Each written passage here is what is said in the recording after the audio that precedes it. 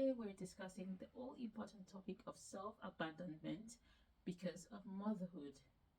Many women know that when they have children, everything changes. And one of the things that a lot of women struggle with is self-abandonment. You might be excited, expecting your baby to come looking and sounding all perfect, everything going well. You have all your plans laid out for how you're going to snap back. You're probably planning on joining all the fitness classes shortly after you give birth. What a lot of people do not bargain for is how when you have a new baby, it completely transforms your life very unexpectedly, and many women really struggle with that adjustment. Girlies get lost in the process because they do not have that time to do all those phenomenal things that they were going to do, and so it starts to slip. The weight piles up. Everybody moves on with their lives after those first initial visits. You get a visit here and there, but ultimately you will do it on your own. And sometimes women just get so overwhelmed, especially as a lot of them have to take long periods of maternity leave, and so they end up, just letting it all fall apart. You would see situations where the woman's hair is not done for months. They hardly go out with friends because there's probably some level of self-consciousness, and there's some level of demotivation to do things that could kick in when you're in that state in life.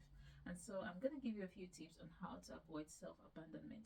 I think the first thing you would have to think about is, if you're doing well and you're succeeding and thriving as a mother, you're creating better chances for your baby to thrive. You are actually impacting the outcomes for your child. If you bear that in mind, then you might try and be a bit more intentional about self-care. Self-care is never selfish. In fact, self-care is health-care. That is my mindset. So even if it means taking out 5 to 10 minutes a day to do those things that you initially love to do, or one of those things that you had planned to do, it will do your mental and physical health a whole lot of good.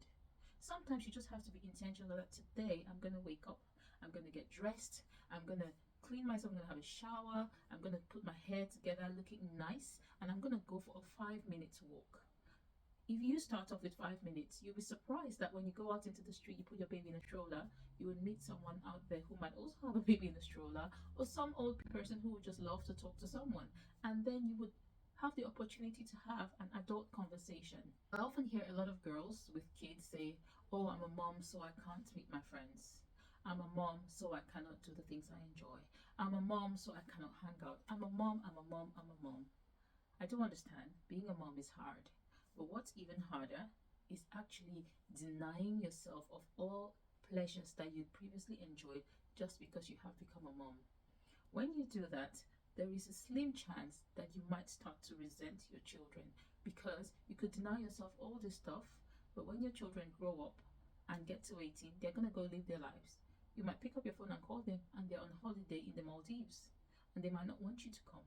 So as you continue to parent girlies, remember that it is your own life too.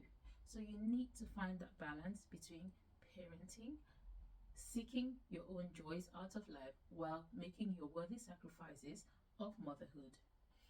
I am a fierce advocate of, do not abandon yourself just because you are in a phase of motherhood, because motherhood will come and eventually it will transform. Do not give it all up just because your life has changed significantly.